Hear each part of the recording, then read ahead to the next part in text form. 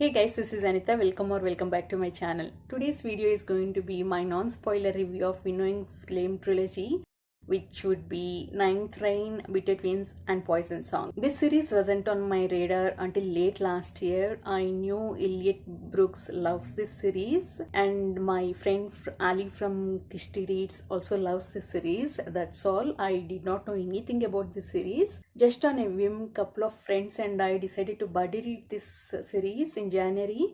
We read Ninth Rain in January and we read other two books in May and June respectively. BookTube has conflicted opinions on this series. They either loved it or hated it.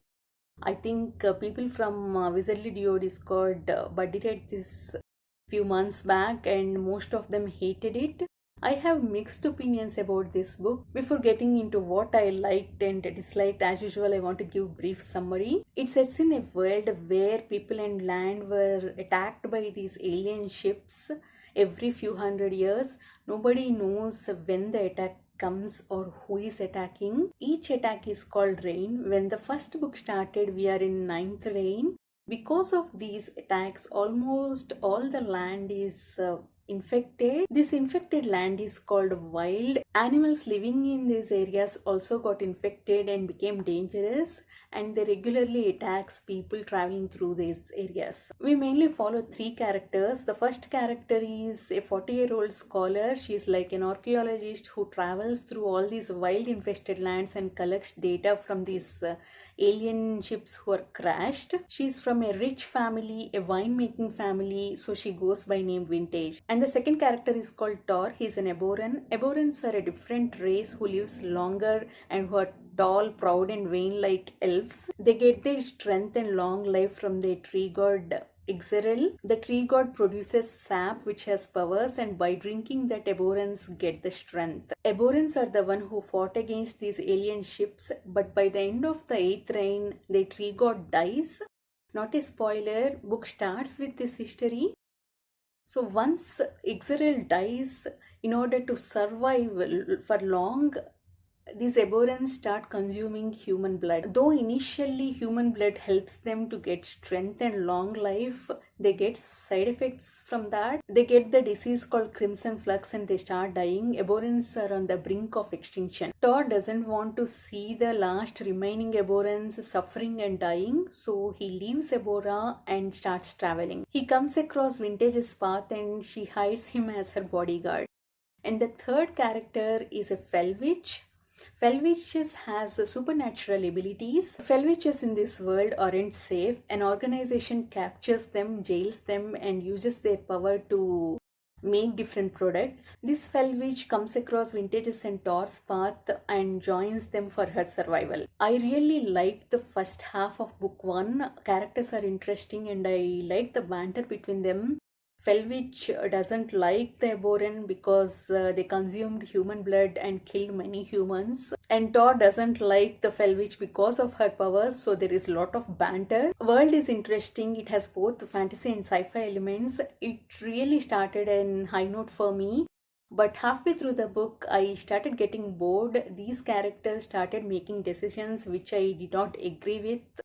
Also, I kind of predicted where those decisions lead them to. So second half of the first book, I kind of waited for that ending, but ending was good. Stakes were higher and characters are in the right place. There was so much potential for the story, so I was excited to continue the series, but book 2 was really disappointing. I hated one character's arc. I don't want to mention anything about that character. I want to keep it spoiler free, but this character's decisions are just crap throughout the series. And I did not like what author did with Vintage. She was fantastic in book 1, but that is totally changed from book 2. Other characters took inspiration from Vintage and thought what Vintage would do in this situation and took better decisions. I just wished there was character growth for her. I was also disappointed with Thor, but both Vintage and Thor redeemed themselves by the end. I just wished they're as good as from the beginning.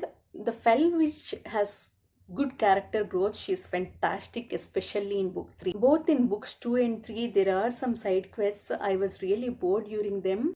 We see the point of one of those side quests at the end, but during them I was really bored and I did not enjoy them at all. Having said that, there are some good things in this series like found family. There are some side characters. We see more of them in books 2 and 3. I really liked their arc. When things got tough, they are the ones who kept this group whole in my opinion. There are also animal companions in this series. Generally they add lot of depth to characters if done well. But animal companions in this series are such a force themselves. They added lot of conflict. Initially I did not like interactions between them, especially two of them. They were really frustrating. But at least by the third book, they accepted who they were and became comfortable in their own skin. Action scenes are really well done. Most of them are aerial battles. They are engaging and thrilling. There are a couple of jaw-dropping elements. I enjoyed them a lot. I just wished characters got some depth.